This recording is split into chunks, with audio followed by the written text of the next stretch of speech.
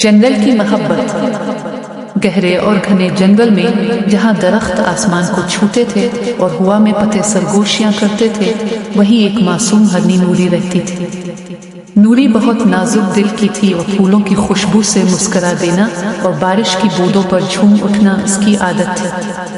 اس جنگل کا ایک بہادر خاموش طب ہرن رومی بھی تھا، جو اکثر دور سے نوری کو چلتے دیکھ کر مسکراتا مگر کبھی قریب آنے کی ہمت نہ کر پاتا۔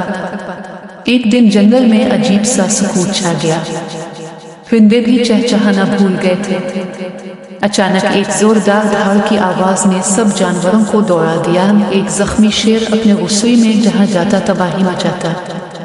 نوری ڈر کے مارے بھاگ رہی تھی کہ اچانک اس کا پاؤں ایک جڑ میں پھنس گیا۔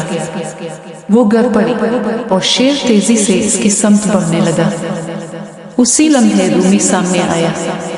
اس نے کبھی اتنی ہمت محسوس نہیں کی تھی، مگر نوری کو خطرے میں دیکھ کر اس کے دل نے سوچنے کی مہلت ہی نہ دی۔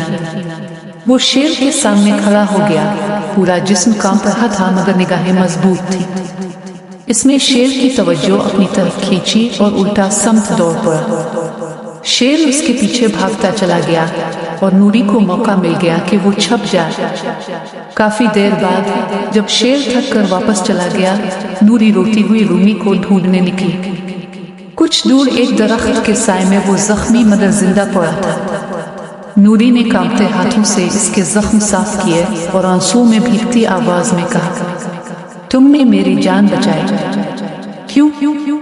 رومی مسکرایا، کمزور مگر سچو مسکراہٹ کے ساتھ، کیونکہ میرا دل ہمیشہ سے تمہیں دیکھ کر دھڑکتا ہے۔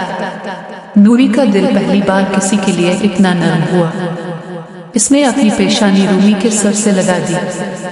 جنگل کی ہوا میں ایک پرسکون خاموشی بھر گئی، جیسے درخت، پرندے، ہوا سب اس لمحے کے گواہ ہوئے۔ اس دن کے بعد جنگل میں جب بھی نوری اور رومی ایک ساتھ چلتے، پتے دھیرے سے سرسراتے، جیسے کہہ رہے ہو، یہ محبت جنگل کی ہے، مگر دل انسانوں سے زیادہ سچے ہیں۔